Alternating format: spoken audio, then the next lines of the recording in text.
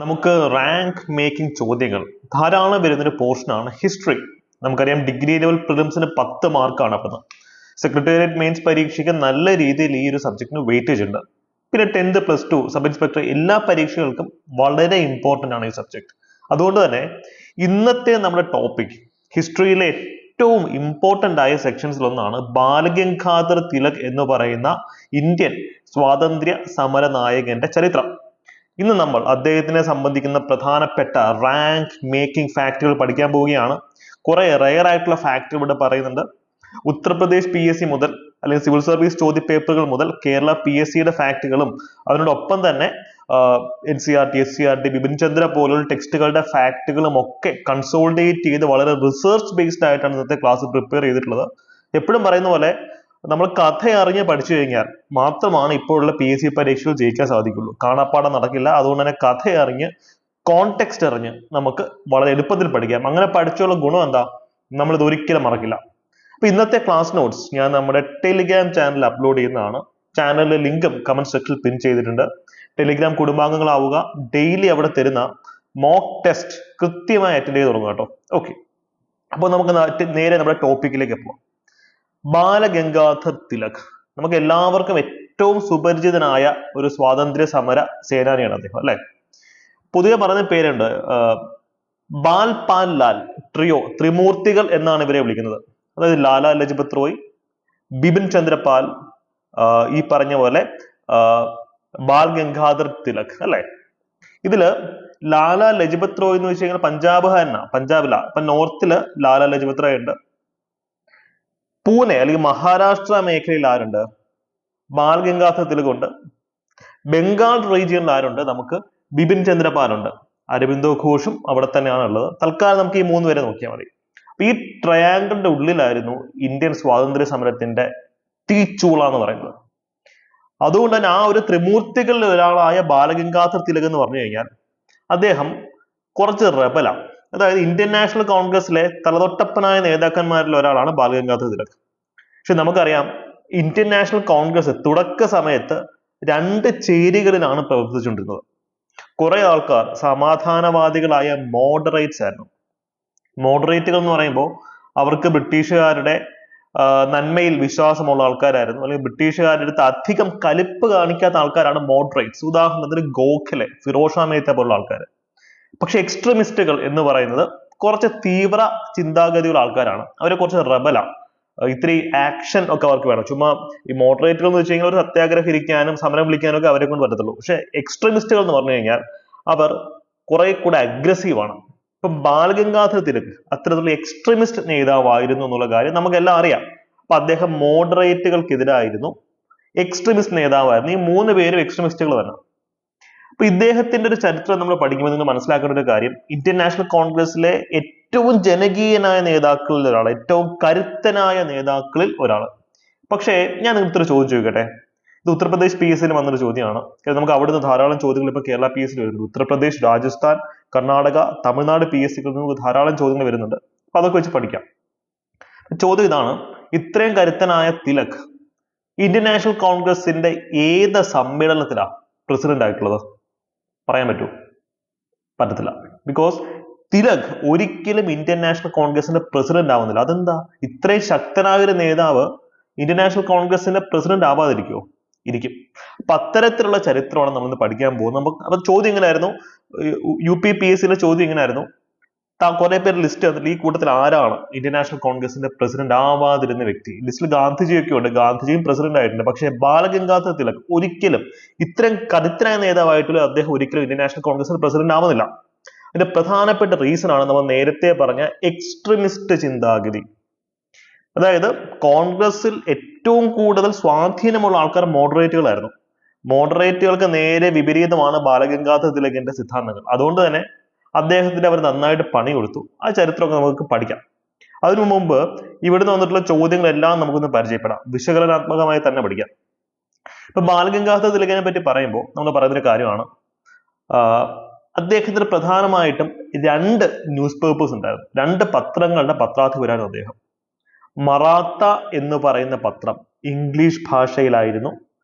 കേസരി എന്ന് പറയുന്ന പത്രം മറാത്തി ഭാഷയിലായിരുന്നു. ഇത് ഉൾട്ടയാണ്, മനസ്സിലായി, നേരെ തിരിഞ്ഞു പോയി. മറാത്തയല്ല മറാത്തി ഭാഷയിലുള്ളത്, കേസരിയാണ് മറാത്തി ഭാഷയിലുള്ളത്, അല്ലെ? കേസരി എന്ന് വെച്ചാൽ എന്താ? സിംഹം, അല്ലെ? സിംഹം. യെസ്, കേരള കേസരി എന്നറിയപ്പെടുന്ന ആരെയാ? കമന്റ് സെക്ഷനിൽ പറഞ്ഞേ. അപ്പൊ ഇവിടെ തിലകിനെ പറ്റി നമ്മൾ പറയുമ്പോൾ വളരെയധികം തെറ്റിദ്ധരിക്കപ്പെട്ട ഒരു നേതാക്കന്മാരിൽ ഒരാളാണ് തിലക്. അതിന് റീസൺ എന്തൊക്കെയാണെന്നൊക്കെ നമുക്ക് പറയാം. അപ്പൊ ഈ ഒരു കോണ്ടെക്സ്റ്റിൽ നമ്മൾ തിലകിനെ പറ്റി പറയുന്ന ഏറ്റവും വലിയ വിമർശനങ്ങൾ ഒന്ന് എന്താണെന്നറിയോ? അദ്ദേഹം ഏജ് ഓഫ് കൺസെന്റ് ബില്ലിനെതിരായിരുന്നു എന്നാണ് പറയുന്നത്. ഏജ് ഓഫ് കൺസെന്റ് ബിൽ എന്ന് പറയുമ്പോൾ ഈ വിവാഹപ്രായം കൂട്ടാൻ കൊണ്ടുവന്ന ഒരു ബില്ലാണ്. പണ്ട് ശൈശവ വിവാഹമായിരുന്നു, അല്ലെ? കൊച്ചു പെമ്പിള്ളേരെയൊക്കെ പിടിച്ചും കെട്ടി. ഇപ്പൊ ഗാന്ധിജി ആണെങ്കിൽ ഇപ്പോൾ ശൈശവ വിവാഹം നടത്തിയ ഒരാളാണ്. അദ്ദേഹത്തിന് ആത്മകഥയത്തിന് അദ്ദേഹം അതിനെപ്പറ്റി പറയുന്നുണ്ട്, തെറ്റായി പോയെന്ന് കുറിച്ച് അദ്ദേഹം പറയുന്നുണ്ട്. പക്ഷെ പണ്ട് കാലത്ത് കൊച്ചു പിള്ളേരെ പിടിച്ച് കെട്ടിക്കും, എട്ടും പൊട്ടും തിരിയാത്ത പ്രായത്തില്. അപ്പൊ അതിന്റെ ഭാഗമായിട്ട് പല പല പ്രശ്നങ്ങൾ പ്രത്യേകിച്ച് പെൺകുട്ടികൾ നേരിടേണ്ടി വരും. പ്രായപൂർത്തിയാവുന്നതിന് മുമ്പ് തന്നെ പ്രഗ്നൻസിയിലേക്ക് കടക്കുന്നു. അതിന്റെ ഭാഗമായിട്ട് അവരുടെ ശാരീരിക അവസ്ഥ മോശമാകുന്നു, മരണം വരെ സംഭവിക്കുന്നു. അപ്പൊ ഇതൊക്കെ ഒഴിവാക്കാനാണ് ബ്രിട്ടീഷുകാർ തന്നെ നേരിട്ട് ഏജ് ഓഫ് കൺസെന്റ് ബിൽ കൊണ്ടുവരുന്നത്. ബെഞ്ചമിൻ മലബാർ എന്ന ഒരാളുടെ റോളൊക്കെ ഇവിടെ നമ്മൾ പഠിക്കുന്നുണ്ട്. തൽക്കാലം നമുക്ക് അങ്ങോട്ട് പോകണ്ട. ഇത് വളരെ നല്ലൊരു ബില്ലാണ്, ഏജ് ഓഫ് കൺസെന്റ് ബിൽ. പക്ഷെ തിലക് ഇതിനെ എതിർത്തു. എന്തുകൊണ്ടാണ് തിലക് ഇതിനെ എതിർത്തത്? അദ്ദേഹം ഈ ശൈശവ വിവാഹത്തിനെ സപ്പോർട്ട് ചെയ്ത ആളായതുകൊണ്ടാണോ? അദ്ദേഹം പറഞ്ഞൊരു കാര്യമുള്ളൂ, ഇത്തരം മാറ്റങ്ങൾ വരേണ്ടത് ഇന്ത്യക്കാരിൽ നിന്നാണ്, ബ്രിട്ടീഷുകാരിൽ നിന്നല്ല. കാര്യം നമ്മുടെ കൾച്ചർ മോശമാണെന്ന് ഇരിക്കട്ടെ, പക്ഷെ നമ്മളെ നന്നാക്കാൻ ബ്രിട്ടീഷുകാരാണ്, അവർ പുറത്തുള്ള ആൾക്കാരാണ്. നമ്മളെ തന്നെ നന്നാക്കണം. അപ്പൊ അദ്ദേഹത്തിന്റെ ആർഗ്യുമെന്റ് ഇതാണ്, കൃത്യമായിട്ട് പഠിച്ചു വെക്കാൻ. നമുക്ക് ചോദ്യം വരും. സ്പെക്ട്രം രാജീവ്ഹറിന്റെ സ്പെക്ട്രം എന്ന പുസ്തകത്തിൽ നിന്ന് നമുക്ക് ധാരാളം ചോദ്യങ്ങൾ വരുന്നത്. സ്പെക്ട്രത്തിൽ ഇത് കൃത്യമായി പറയുന്നുണ്ട്. അദ്ദേഹം ഏജ് ഓഫ് കൺസെന്റ് ബില്ലിനെ എതിർത്തത് എന്തുകൊണ്ടാണെന്ന് വെച്ച് കഴിഞ്ഞാൽ അദ്ദേഹം ശൈശവ വിവാഹത്തിനെ സപ്പോർട്ട് ചെയ്തത് കൊണ്ടല്ല. പക്ഷേ അദ്ദേഹത്തിന്റെ ആർഗ്യുമെന്റ് ഇതാ, ഇത്തരം ബില്ലുകൾ കൊണ്ടുവരേണ്ട ഇന്ത്യക്കാരാണ്, ബ്രിട്ടീഷുകാരല്ല നമുക്ക് വേണ്ടി ബില്ലുകൾ കൊണ്ടുവരേണ്ടത് അല്ലെങ്കിൽ നിയമം കൊണ്ടുവരേണ്ടത്. ഇന്ത്യക്കാർ വേണം ഇത്തരം നിയമങ്ങൾ കൊണ്ടുവരാൻ. അതിന് ഇന്ത്യക്കാർക്ക് സ്വരാജ് വേണം. സ്വരാജ് എന്താ? നമുക്ക് നമ്മുടെ കാര്യങ്ങൾ തീരുമാനമെടുക്കാനും ഇത്തരത്തിലുള്ള നിയമനിർമ്മാണം നടത്താനും ഭരണകാര്യങ്ങൾ കൂടുതൽ പങ്കാളിത്തം കിട്ടാനുമുള്ള അവകാശമാണ് സ്വരാജ്. അപ്പൊ സ്വരാജ് നേടിയെടുത്തതിന് ശേഷം ഇന്ത്യക്കാർ വേണം ഇത്തരത്തിലുള്ള ബില്ല് കൊണ്ടുവരാൻ. അല്ലാതെ നമ്മുടെ വീട്ടിലെ കാര്യം അപ്പുറത്തെ വീട്ടിലെ ചേട്ടനല്ല തീരുമാനിക്കേണ്ടതെന്ന് പറയുന്നവരാണ്. ബ്രിട്ടീഷുകാരല്ല നമ്മളെ കാര്യങ്ങൾ തീരുമാനിക്കേണ്ടത്. ഇവിടെ അദ്ദേഹത്തിനെ പറ്റിയ ഒരു മിസ്റ്റേക്ക് ഉണ്ട്. കാര്യം ബ്രിട്ടീഷുകാർക്കെതിരായിട്ട് ജനങ്ങളെ അണിനിരത്താൻ വേണ്ടിയിട്ട് അദ്ദേഹം എന്ത് ചെയ്യുന്നുണ്ടെന്നറിയോ? കൗ പ്രൊട്ടക്ഷൻ മൂവ്മെന്റ്, ഗോരക്ഷാ മൂവ്മെന്റ് കൊണ്ടുവരുന്നുണ്ട്. ഇന്നും മഹാരാഷ്ട്രയിൽ നമുക്കറിയാം, പല മഹാരാഷ്ട്ര നോർത്ത് ഇന്ത്യയിലൊക്കെ ഈ ബീഫ് ഒരു പ്രശ്നമാണ്, അല്ലെ? മലയാളികൾക്ക് പൊറോട്ടയും ബീഫും ഇല്ലാതെ ആഹാരം ഇറങ്ങത്തില്ല. എന്നാലും നോർത്ത് ഇന്ത്യയിൽ നമ്മുടെ ഒരു സെറ്റ് ഓഫ് ഫേവറേറ്റ് ഫുഡ്സിൽ ഒന്നാണ്. പക്ഷെ നോർത്ത് ഇന്ത്യയിലേക്ക് പോകുമ്പോൾ അവിടെ ഇപ്പോഴും ബീഫ് ഒരു പ്രശ്നമാണ്, അല്ലെ? ഗോമാതാവിനെ കൊല്ലലെന്നൊക്കെ പറയും. ആ ഒരു പ്രശ്നം എന്താണെന്ന് വെച്ച് കഴിഞ്ഞാൽ ഈ ഒരു കൾച്ചറിന്റെ ഭാഗമാണ് ഒരു ഗോരക്ഷ. ഇപ്പൊ കൗ പ്രൊട്ടക്ഷൻ മൂവ്മെന്റ് തിലക് പ്രൊമോട്ട് ചെയ്തിരുന്നു. അദ്ദേഹത്തിന്റെ ഉദ്ദേശം ആർക്കും പണി കൊടുക്കണം എന്നുള്ളതല്ലായിരുന്നു, ബ്രിട്ടീഷുകാർക്കെതിരായിട്ട് ഒരു കോമൺ ആയ ഒരു ലക്ഷ്യം വെച്ചുകൊണ്ട് നമ്മൾ മുന്നോട്ട് പോകാൻ. അപ്പൊ അതിന് വേണ്ടിയിട്ട് അദ്ദേഹം കൗ പ്രൊട്ടക്ഷൻ മൂവ്മെന്റ് കൊണ്ടുവന്നത്. ഇപ്പൊ പലരും തിലകിനെ ചൂണ്ടിക്കാണിക്കുന്നത് അദ്ദേഹം മുസ്ലിം വിരുദ്ധനാണെന്നൊക്കെ രീതിയിൽ പല രീതിയിലുള്ള മിസ്ഇന്റർപ്രിട്ടേഷൻസ് വരുന്നുണ്ട്. തെറ്റാണ്. നമ്മൾ അതൊക്കെ ഇന്ന് വിശാലമായിട്ട് പഠിക്കും. തിലക് എന്ന് പറഞ്ഞ വ്യക്തിയെ കീറി മുറിച്ച് നമ്മൾ വളരെ ആഴത്തിലൊക്കെ പഠിക്കാൻ പോവാം. കാരണം ഈ ചോദ്യങ്ങളൊക്കെ ഈ ഒരു അനലറ്റിക്കൽ പെർസ്പെക്റ്റീവിലായിരിക്കും നമുക്ക് പരീക്ഷയിൽ വരിക, സ്റ്റേറ്റ്മെന്റ് ആയിട്ട് തന്നെ. നമുക്കതൊക്കെ പഠിക്കാം. അപ്പോൾ സ്ഥിരം PSC ചോദ്യം എന്താണ്? ഇന്ത്യൻ അസ്വസ്ഥതയുടെ പിതാവ് എന്നറിയപ്പെടുന്നത് ആര്? അത് നമുക്കറിയാം. ഫാദർ ഓഫ് ഇന്ത്യൻ അൺറസ്റ്റ് എന്ന് വിളിക്കുന്നത് ബാൽ ഗംഗാധർ തിലകിനെയാണ്. കാര്യം പുള്ളിയാണ് ജനങ്ങൾക്കിടയിൽ ഭയങ്കര ശക്തനായ നേതാവാണ്. ബ്രിട്ടീഷുകാർക്കെതിരായിട്ട് ആൾക്കാരെ അണിനിരത്തുന്നതിൽ ഏറ്റവും മിടുക്കനായിരുന്നു തിലക്. അതുകൊണ്ട് തന്നെയാണ് ബ്രിട്ടീഷുകാരായിട്ടുള്ള വാലന്റീൻ ചിറോൾ തിലകിനെ എന്ത് വിളിച്ചത്? ഫാദർ ഓഫ് ഇന്ത്യൻ അൺട്രസ്റ്റ് എന്ന് വിളിച്ചത്. തിലകിനെ പറ്റി പറയുമ്പോൾ നമ്മൾ പറയുന്നൊരു കാര്യമാണ്, മഹാനായ നേതാവായിരുന്നു. പക്ഷേ ചില കാര്യത്തിൽ അദ്ദേഹത്തിന് സ്ട്രാറ്റജിക്കൽ ആയിട്ടുള്ള മിസ്റ്റേക്സ് പറ്റിയിട്ടുണ്ട്. തന്ത്രപരമായ മണ്ടത്തരങ്ങൾ തന്നെ പറയാൻ പറ്റിയിട്ടുണ്ട്. അതിന് ഒരു ഉദാഹരണം നേരത്തെ കണ്ടു. മറ്റൊരു ഉദാഹരണമാണ് ഇപ്പം തിലക് ഇന്ത്യയിൽ വളരെ ശക്തനായി നിൽക്കുന്ന ഒരു സമയം, ബ്രിട്ടീഷുകാർക്കെതിരായിട്ട് ശക്തമായ പടയോട്ടം നടത്തിക്കൊണ്ടിരുന്ന സമയം. ആ സമയത്താണ് വാലന്റീൻ ചിറോൾ എന്ത് ചെയ്യുന്നത്? ഫാദർ ഓഫ് ഇന്ത്യൻ അൺട്രസ്റ്റ് എന്നൊരു പുസ്തകമൊക്കെ എഴുതി തിലകിനെ അങ്ങനെ വിശേഷിപ്പിക്കുന്നത്. തിലക് ഇത് കയറി അങ്ങ് ഫീലായി. തിലക് എന്ത് ചെയ്യുന്നറിയോ? ഇന്ത്യയിലെ ഈ ഫ്രീഡം മൂവ്മെന്റ് ഒക്കെ വിട്ടിട്ട് ബ്രിട്ടനിൽ പോയി വാലന്റീൻ ചിറോളിനെതിരായിട്ട് കേസ് കൊടുക്കാനായിട്ട്, ഡീഫമേഷൻ, വ്യക്തിഹത്യ, അല്ലെ? ഇപ്പോഴും ഉണ്ട് ഡീഫമേഷൻ. കോടതിയിൽ പോവാം, നമുക്ക് മാനനഷ്ട കേസ് കൊടുക്കാന്നൊക്കെ പറയില്ല. അതുപോലെ ബ്രിട്ടനിൽ പോയി മാനനഷ്ട കേസ് കൊടുക്കാൻ പോയി, ഡീഫമേഷൻ കേസ് കൊടുക്കാൻ പോയി. അവിടെ പോയി കേസും പൊട്ടി, കയ്യിലെ പൈസയും പോയി, തിരിച്ച് ഇന്ത്യയിൽ വന്നപ്പോഴത്തേക്കും ഇന്ത്യയിലെ ജനങ്ങൾ നാല് വഴിക്കായി. ബിക്കോസ് നമ്മൾ ജനങ്ങളെ അണിനിരത്തി ഒരു പ്രോഗ്രാം ചെയ്യുന്നു, പെട്ടെന്ന് അതിന്റെ നേതാവ് ആ പ്രോഗ്രാം ഇട്ടിട്ട് പുറത്തു വന്നു. അപ്പോഴത്തേക്ക് ജനങ്ങൾക്ക് ലീഡർ ഇല്ല, അവരെന്ത് ചെയ്യും? അവർ നാല് വഴിക്ക് പോകും. ജനങ്ങൾക്ക് എപ്പോഴും ലീഡർ വേണം, ഒരു നേതാവ് വേണം. അപ്പൊ അങ്ങനെ സ്ട്രാറ്റജിക് മിസ്റ്റേക്ക് തിലകിന്റെ ഭാഗത്ത് നിന്ന് പറ്റിയിട്ടുണ്ട്. അപ്പൊ നമുക്ക് ഇങ്ങനെയൊക്കെ ആയിരിക്കും ചോദ്യം വരെ. ഇതുവരെ PSC ചോദിച്ച ചോദ്യം ആരാണ് തിലകിനെ ഫാദർ ഓഫ് ഇന്ത്യൻ അൺറസ്റ്റ്, ഇന്ത്യൻ അസ്വസ്ഥതയുടെ പിതാവ് എന്ന് വിളിച്ചത് ആരെന്നുള്ള ചോദ്യമാണ് PSC ചോദിച്ചുകൊണ്ടിരിക്കുന്നത്. ഇനി ചോദിക്കാൻ പോകുന്നത് ഇതിന്റെ പരിണിത ഫലം എന്തായിരുന്നു, ഇത് ഇന്ത്യൻ ഫ്രീഡം മൂവ്മെന്റിനെ എങ്ങനെയാണ് ബാധിച്ചത്? വളരെ മോശമായി തന്നെ ബാധിച്ചു. തിലക് കേസ് കൊടുക്കാൻ പോയത് കൊണ്ട് ഇന്ത്യയിലെ ഫ്രീഡം സ്ട്രഗിൾ കുറെ പിന്നോട്ടേക്ക് പോയി. അതുകൊണ്ട് തന്നെ നമ്മൾ പറയുന്ന മറ്റൊരു പ്രധാനപ്പെട്ട ഒരു പോയിന്റ് ആണ്, നമ്മൾ നേരത്തെ കണ്ടു, തിലക് കൗ പ്രൊട്ടക്ഷൻ മൂവ്മെന്റ്, ഗോരക്ഷാ സമിതികളൊക്കെ പ്രൊമോട്ട് ചെയ്തിരുന്നു. ഇതിന് ആൾക്കാരെ ബ്രിട്ടീഷുകാർക്കെതിരായിട്ട് അണിനിരത്തണം എന്നുള്ള രീതിയിൽ. പക്ഷേ ഇതിന്റെ കൂടെ അദ്ദേഹം ചെയ്ത മറ്റൊരു പ്രശ്നമുണ്ട്. അദ്ദേഹം നമ്മൾ ഉത്സവങ്ങൾ എന്തിനാ സംഘടിപ്പിക്കുന്നത്? ഉത്സവങ്ങൾ സംഘടിപ്പിക്കുമ്പോൾ ഒരു സ്ഥലത്തെ എക്കണോമി നല്ല രീതിയിൽ ബൂസ്റ്റ് ആവും. ആൾക്കാർക്കിടയിലുള്ള സാഹോദര്യം, ആൾക്കാർക്കിടയിലുള്ള കമ്മ്യൂണിക്കേഷൻ, അവർക്കിടയിലുള്ള കോപ്പറേഷൻ കൂടും.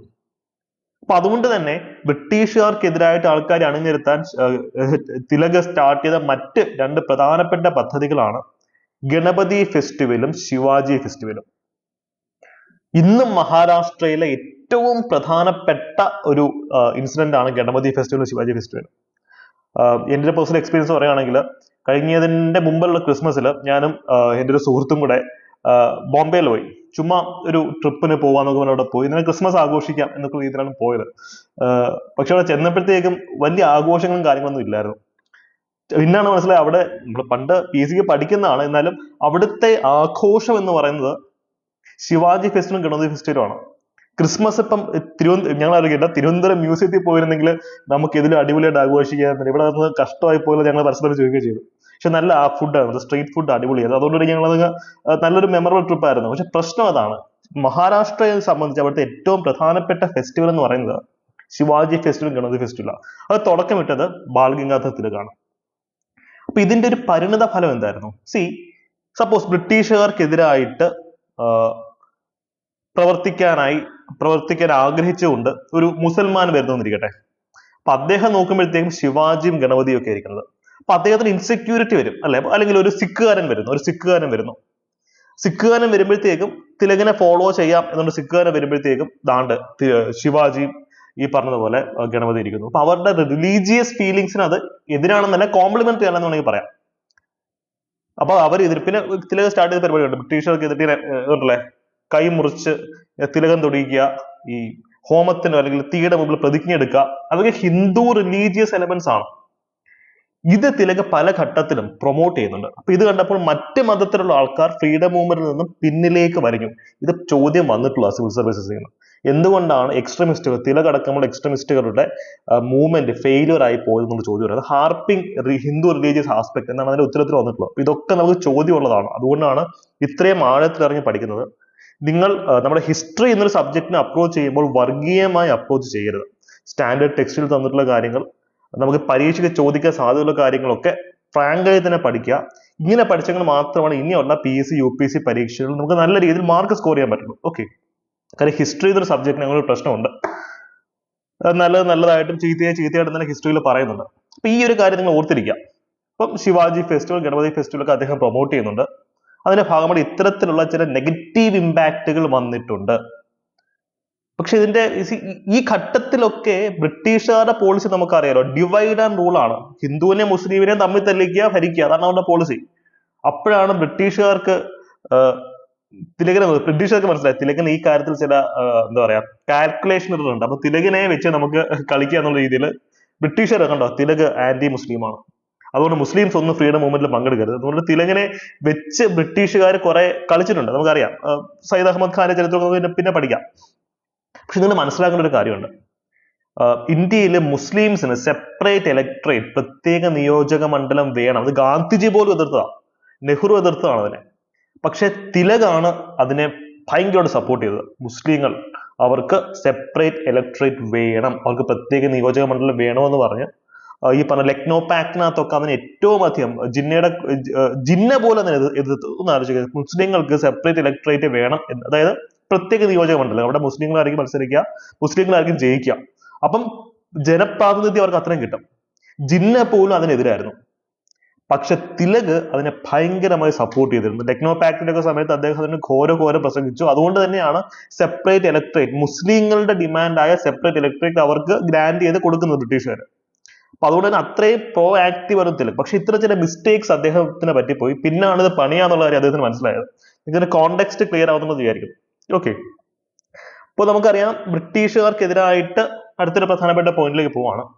ബ്രിട്ടീഷുകാർക്കെതിരായിട്ട് സ്വദേശി മൂവ്മെന്റും ബോയ്ക്കോട്ട് മൂവ്മെന്റും ഒക്കെ തുടക്കമിട്ട് വെക്കുന്ന വ്യക്തികളിൽ ഒരാൾ തിലകാണ്. ഇപ്പൊ തിലകിന്റെ ഏറ്റവും famous quotation, Swaraj is my birth right and I shall have it, സ്വരാജ്യം എന്റെ ജന്മാവകാശമാണ്, ഞാൻ നേടിയിരിക്കും എന്നുള്ള പ്രഖ്യാപനം തിലകാണ് നടത്തുന്നത്, അല്ലെ? അപ്പൊ ഇതാണ് പിന്നീട് ദാദാഭായ് നവറോജിയൊക്കെ ഏറ്റുപിടിച്ച് 1906 സ്വരാജിന്റെ കോണ്ടെക്സ്റ്റ് വന്ന് അങ്ങനെയാണ്. ഇനി നമുക്ക് ഇവിടുന്ന് വരാൻ പോകുന്ന ചില റാങ്ക് മേക്കിംഗ് സ്റ്റേറ്റ്മെന്റ്സ് ഓരോന്നൊന്ന് പഠിക്കാം. ഈ ഒരു ചോദ്യം എന്താ, അതായത് ചില എക്സാംസിനുള്ളതാണ്. പൂനെയിലെ ഫെർഗുസൺ കോളേജ്, ഇതിന്റെ സ്ഥാപകരിൽ ഒരാളായിരുന്ന ഫ്രീഡം ഫൈറ്റർ ആര്? ഓർത്തു പറഞ്ഞ ഫെർഗുസൺ കോളേജ് പൂനെയിൽ ഇന്നും ഉണ്ട്. ഇത് അത് ആരാണെന്ന് ചോദിച്ചാൽ തിലകാണ്. ഓക്കെ, ഇത് നമുക്ക് നോക്കാനുള്ളത് തിലക് ചില കേസുകളിൽ ജയിലിൽ കിടന്നിട്ടുണ്ട്. അത് ഭയങ്കര എന്താ പറയാ വലിയൊരു ചരിത്രമാണ്. നമുക്കത് ഓരോന്നൊന്ന് പഠിക്കാം. എങ്ങനെയൊക്കെയാണ്, ഏതൊക്കെ ഘട്ടത്തിലാണ് തിലക് ജയിലിൽ കിടന്നിട്ടുള്ളത്, അതിന്റെ കറണ്ട് അഫെയർ റിലവൻസ്, ആനുകാലിക പ്രസക്തി എന്താണെന്ന് നമുക്ക് നോക്കാം. അതായത് ഈ തിലകിന് നമ്മൾ കണ്ടു, അപ്പൊ അദ്ദേഹം ഒരു മഹാനായ രാഷ്ട്ര നേതാവാണ്. പക്ഷെ ചില കാര്യങ്ങളിൽ അദ്ദേഹത്തിന് ആവേശം കൂടുതൽ. നമ്മൾ വാലന്റൈൻ ചിറവിനെതിരായിട്ട് കേസ് കൊടുക്കാൻ ലണ്ടനിൽ പോയ കാര്യം നമ്മൾ കണ്ടിരുന്നു ആ കാലഘട്ടത്തിൽ. അപ്പൊ അതുകൊണ്ട് തന്നെ ഈ തിലക് പ്രധാനമായിട്ട് 2 പ്രാവശ്യമാണ് ജയിലിൽ കിടക്കുന്നത്. ഒരു എപ്പിസോഡ് എന്താന്ന് വെച്ച് കഴിഞ്ഞാൽ ഈ പ്രഫുള്ള ചക്കി കുന്തിരം ബോസ്, 2 ഫ്രീഡം ഫൈറ്റേഴ്സ് ആയിരുന്നു. ഇവര് ബ്രിട്ടീഷുകാർ അല്ലെങ്കിൽ ദുഷ്ടരായ ബ്രിട്ടീഷ് ഒഫീഷ്യൽസ്, കിങ്സ് ഫോർഡ് എന്നൊക്കെ പറയുന്ന ജഡ്ജി ഉണ്ടായിരുന്നു, ഭയങ്കര മോശപ്പെട്ട ജഡ്ജി ആയിരുന്നു. അപ്പൊ അതുപോലെയൊക്കെയുള്ള ദുഷ്ടന്മാരായ ബ്രിട്ടീഷ് ഭരണാധികാരികളെ കൊല്ലാൻ നടക്കുന്ന ആൾക്കാരാണ് പ്രഫുള്ള ചക്കി കുന്തിരം ബോസും ഒക്കെ. ഇവര് ഒരു ദിവസം ഈ പറയുന്ന പോലെ ബ്രിട്ടീഷ് ഓഫീഷ്യൽസിനെ കൊല്ലാൻ ശ്രമിക്കുന്നു. പക്ഷെ അവര് ഇടുന്ന ബോംബ് പൊട്ടി മരിക്കുന്നത് 2 നിരപരാധികളായ ബ്രിട്ടീഷ് വനിതകളായിരുന്നു. അത് നിർഭാഗ്യകരമായ ഒരു ഇൻസിഡന്റ് ആയിരുന്നു. പക്ഷേ തിലക് ഇവരെ സപ്പോർട്ട് ചെയ്തുകൊണ്ട് പത്രത്തിൽ എഴുതി, ഇവർ ചെയ്ത് തെറ്റൊന്നുമല്ല, അത് ദുഷ്ടനെ നിഗ്രഹിക്കേണ്ടത് അല്ലെങ്കിൽ ഇതുപോലൊക്കെ ആൾക്കാരെ കൊല്ലണം എന്നൊക്കെ പറഞ്ഞ് തിലക് പത്രത്തിനകത്ത് എഴുതി. 6 കൊല്ലമാണ് തിലകിനെ പറ്റി ജയിലിനകത്തിട്ടത്. മാൻഡ്ലെ ജയിൽ, നമുക്ക് സ്ഥിരം ചോദ്യമാണ് PSCയുടെ. തിലക് കിടന്ന ജയിൽ ഏത്? ബർമയിലെ മാൻഡ്ലെ ജയിൽ, അല്ലെ? 6 കൊല്ലമാണ് അദ്ദേഹം കിടന്നത്, 1908 മുതൽ 1914 വരെ. ഇതിനുശേഷം ഇദ്ദേഹം ജയിലിന് പുറത്ത് ഇറങ്ങിയതിനു ശേഷം അദ്ദേഹത്തിന്റെ ക്യാരക്ടർ കംപ്ലീറ്റ്ലി മാറുന്നുണ്ട്.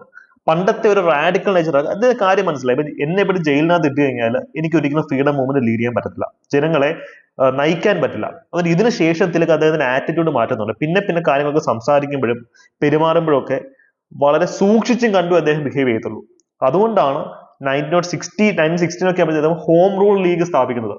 കാര്യം ചുമ്മാ ആൾക്കാരെ കൊല്ലാനും വെട്ടാനും പറഞ്ഞിട്ട് നടന്നു കഴിഞ്ഞാൽ ബ്രിട്ടീഷുകാരെ എന്നെ പറ്റി ജയിലിനകത്തിടും, പിന്നെ എന്നെ കൊണ്ട് ഒന്നിനും കൊള്ളത്തില്ല. കാര്യം ജയിലിനെ പുറത്ത് ഇടന്നെങ്കിൽ മാത്രമേ എനിക്ക് ഫ്രീഡം മൂവ്മെന്റിൽ എന്തെങ്കിലും കോൺട്രിബ്യൂഷൻ നൽകാൻ സാധിക്കുള്ളൂ. അപ്പം തിലക് എന്ത് ചെയ്യുന്നറിയോ, ഈ ഒരു ഇൻസിഡന്റിന് ശേഷം, ജയിലിൽ പുറത്തിറങ്ങിയതിനു ശേഷം അദ്ദേഹം കുറച്ചും കൂടെ മയപ്പെട്ടു, ഒന്ന് മെരുങ്ങി എന്ന് വേണമെങ്കിൽ പറയാം.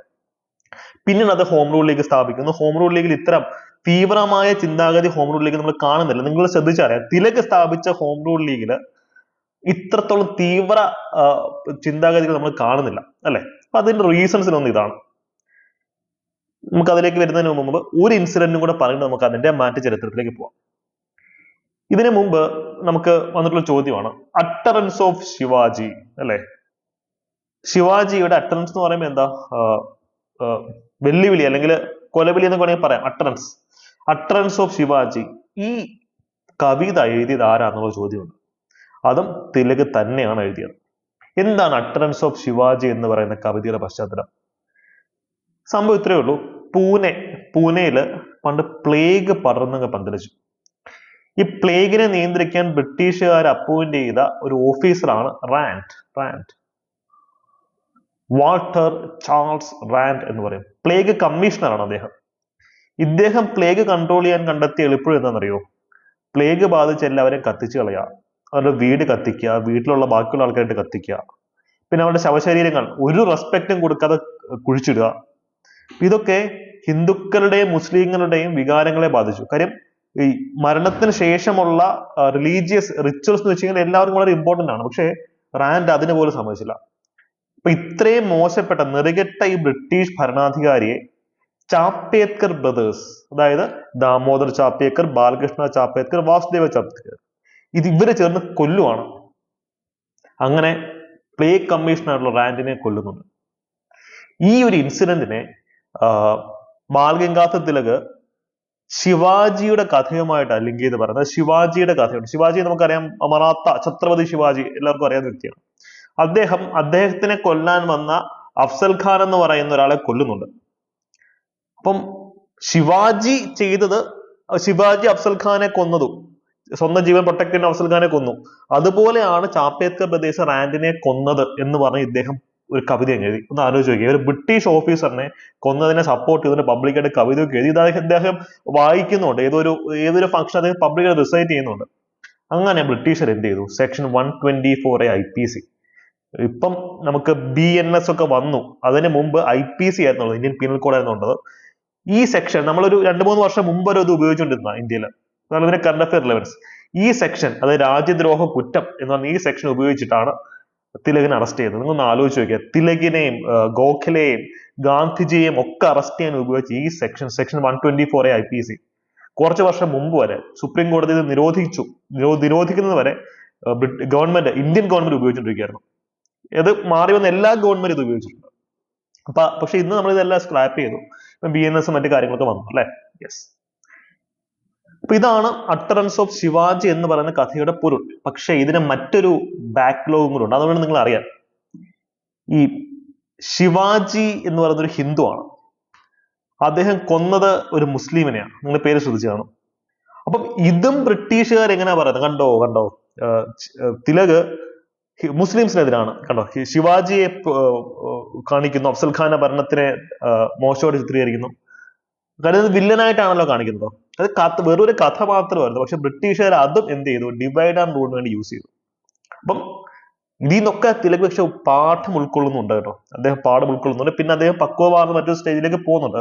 ഡിഫറെന്റ് സ്റ്റേജസ് ഓഫ് തിലക് ഉണ്ട്. നമ്മൾ പഠിക്കുമ്പോൾ തിലകിന്റെ ജീവിതത്തിൽ ഡിഫറെന്റ് സ്റ്റേജസ് ഉണ്ട്. അപ്പൊ അതിൽ ഒരു മെച്ചുവർ സ്റ്റേജിലേക്ക് പിന്നെ പോകുന്നുണ്ട്.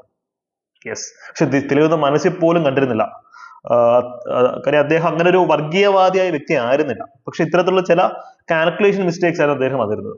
അതുകൊണ്ടാണ് നമ്മൾ നേരത്തെ കണ്ടു, ഈ പ്രാവശ്യം ജയിലിൽ നിന്ന് ഇറങ്ങിയതിനു ശേഷം എന്ത് ചെയ്യുന്നുണ്ട്? അദ്ദേഹം ഹോം റൂൾ ലീഗ് സ്ഥാപിക്കുന്നുണ്ട്. ആനി ബെസന്റ് സൗത്തിലും ബാക്കി നോർത്ത് ഏരിയസിലും, തിലക് മഹാരാഷ്ട്രയുടെ പ്രധാനപ്പെട്ട ഭാഗങ്ങളിൽ തിലക് ഹോം റൂൾ ലീഗ് സ്ഥാപിക്കുന്നുണ്ട്. അങ്ങനെ അദ്ദേഹം കുറച്ചും കൂടെ മെച്ചുവർ സ്റ്റേജ് ഓഫ് പൊളിറ്റിക്സ്, പക്വതയാർന്ന സ്റ്റേജിലേക്ക് കിടക്കുവാണ്. പക്ഷെ ഈ കോണ്ടെക്സ്റ്റിൽ അദ്ദേഹത്തെ കുറച്ച് പുസ്തകങ്ങൾ നമ്മൾ പഠിക്കണം. അതിനൊരു കാര്യം പറഞ്ഞോട്ടെ, UPSCയിലും PSCയിലും സിവിൽ സർവീസിലും കേരള PSCയിലും ഒരേപോലെ വന്നത് ഒരു ചോദ്യമാണ്. സ്വരാജ്യ സഭ എന്നറിയപ്പെടുന്ന ഏത് ഓർഗനൈസേഷനാണ്? അത് home rule league. Home rule, സ്വരാജ്യം, ലീഗ്, സഭ, അങ്ങനെ ഓർത്തിരിക്കാം. ഓക്കെ. ഇവിടെ തിലക് ഒരു മഹാപണ്ഡിതനായിരുന്നു എന്ന് നമുക്കറിയാം. അപ്പൊ അദ്ദേഹം എഴുതിയ ചില പുസ്തകങ്ങൾ നമുക്ക് ഇമ്പോർട്ടന്റ് ആണ്.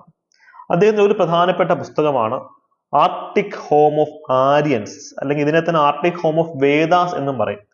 കാര്യം ഇന്ത്യയില് ആര്യന്മാരുടെ ആഗമനം എങ്ങനെയാണെന്നുള്ളൊരു ചോദ്യം ഉണ്ടല്ലേ. ഇപ്പം ഈ രാമായണത്തിലെ രാവണന്റെ യുദ്ധം പോലും ആര്യന്മാരും ദ്രവീഡിയന്മാരും തമ്മിലുള്ള യുദ്ധത്തിന്റെ സിംബോളിക് റെപ്രസെന്റേഷൻ ആണെന്ന് പോലും പലരും പറയുന്നുണ്ട്.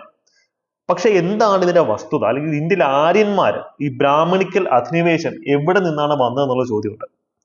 മാക്സ് മുള്ളർ ഇതിനെപ്പറ്റി സംസാരിച്ചിട്ടുണ്ട്, ഗാന്ധിജി ഇതിനെപ്പറ്റി സംസാരിച്ചു, തിലക് ഇതിനെപ്പറ്റി സംസാരിച്ചു. പല ആൾക്കാരും പറയുന്നു യൂറോപ്പിൽ നിന്ന് വന്ന ആൾക്കാരാണ്. പക്ഷെ തിലക് പറയുന്നത് ഇവര് ആർട്ടിക്കിൽ നിന്ന് വന്ന ആൾക്കാർ. ആർട്ടിക് എന്ന് പറയുമ്പോൾ ഉത്തരധ്രുവം, യൂറോപ്പ് എന്നുള്ള ഉത്തര ധ്രുവത്തിൽ നിന്ന് ഏഷ്യ വഴി ഇന്ത്യയിലേക്ക് വന്നതാണെന്നാണ് തിലക് പറയുന്നത്. കാര്യം ഈ വേദങ്ങൾ ഇത് ആര്യന്മാരാണല്ലോ. ഈ വേദങ്ങളുടെ ഉള്ളിലെ ചില സയൻസും ചില ജോഗ്രഫിക്കൽ വാക്കുകളും ചില വാക്കുകളുടെ എറ്റിമോളജി ഒക്കെ വെച്ചിട്ടാണ് അദ്ദേഹം ഈ ഒരു ഫൈൻഡിങ്സിലേക്ക് എത്തിയിട്ടുള്ളത്. നമ്മളിത് ശാസ്ത്രീയമായിട്ട് ഇതിനെ അംഗീകരിച്ചിട്ടില്ല. പക്ഷെ തിലകിന്റെ കണ്ടെത്തൽ ഇതാണ്. പല ആൾക്കാർ പറയുന്നത് ഇവര് യൂറോപ്പിൽ നിന്ന് വന്നു എന്നാണ്. ചില ആൾക്കാർ പറയുന്നത് സെൻട്രൽ ഏഷ്യയിൽ നിന്ന് വന്നു എന്നാണ്. പക്ഷെ തിലക് പറയുന്നത് ഇവർ വന്നിട്ടുള്ളത് ആർട്ടിക്കിൽ നിന്നാണ്. ഓക്കെ. അതുപോലെ തന്നെ തിലകിന്റെ മറ്റൊരു പ്രധാനപ്പെട്ട പുസ്തകമാണ് ഗീത രഹസ്യ അല്ലെങ്കിൽ ഭഗവത്ഗീത രഹസ്യ. നമുക്കറിയാം പ്രധാനപ്പെട്ട നാഷണൽ ലീഡേഴ്സ് ഒക്കെ ഭഗവത്ഗീതയുടെ വ്യാഖ്യാനം എഴുതിയിട്ടുണ്ട്. അതുപോലെ തിലക് എഴുതിയ ഗീതാ വ്യാഖ്യാനമാണ് ഭഗവത്ഗീത രഹസ്യം. അടുത്ത കാലത്ത് PSC ഒരു ചോദ്യം ചോദിച്ചിരുന്നല്ലോ, ഗാന്ധിജിയുടെ ഭഗവത്ഗീത വ്യാഖ്യാനത്തിന്റെ പേരെന്ത് എന്നൊരു ചോദ്യം ഉണ്ടായിരുന്നു. ഒരു യോഗയാണ്, ഒരു യോഗമാണ്. അത് എന്താണ് അതിന്റെ പേര്? കമന്റ് സെക്ഷനിൽ ഒന്ന് പറഞ്ഞു കേൾക്കട്ടെ. ഞാൻ കഴിഞ്ഞ വീഡിയോസിൽ അതൊക്കെ ഇപ്പൊ ഡിസ്കസ് ചെയ്ത് തന്നിട്ടുണ്ട്.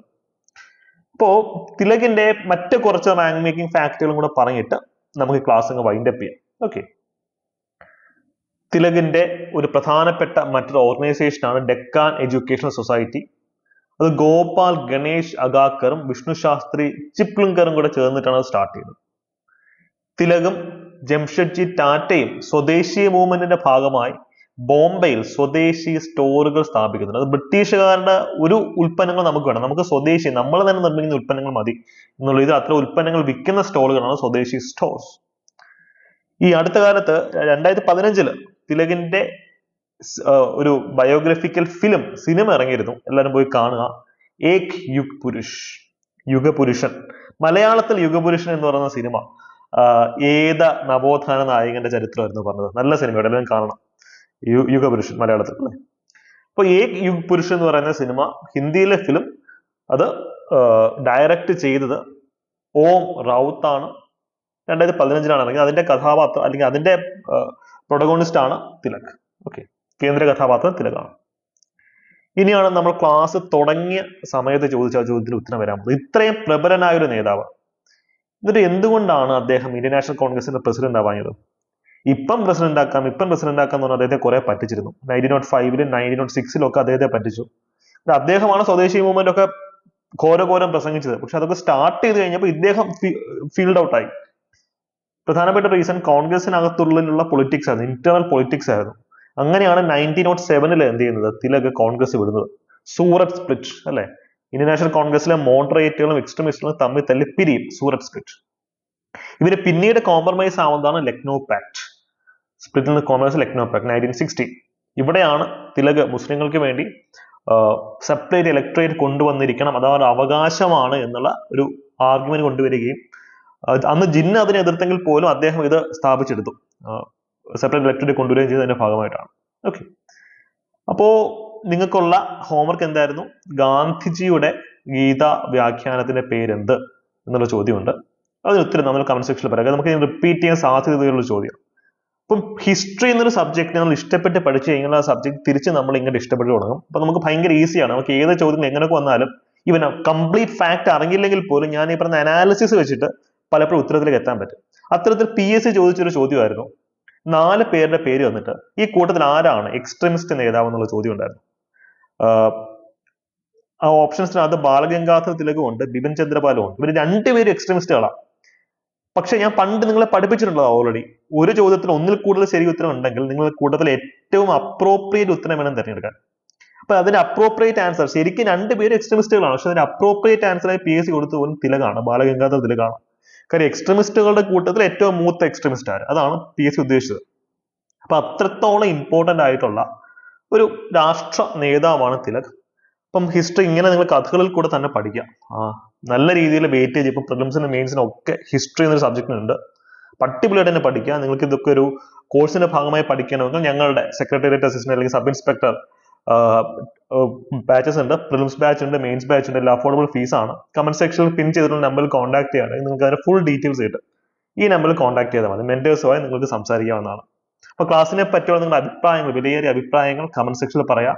അടുത്ത ടോപ്പിക് ഏത് സബ്ജക്റ്റിനോ, ഹിസ്റ്ററി വേണോ അല്ലെങ്കിൽ ജോഗ്രഫി വേണോ എക്കണോമിക്സ് വേണോ നിങ്ങൾക്ക് പറയാവുന്നതാണ്. നമുക്ക് അടുത്ത ഒരു ക്ലാസ്സിൽ കാണാം കേട്ടോ. അപ്പോൾ നിങ്ങൾ തരുന്ന എനർജി ആയിരിക്കും ഞങ്ങളെ മുന്നോട്ട് നയിക്കുന്നത്. Okay, all the best. Thank you, by.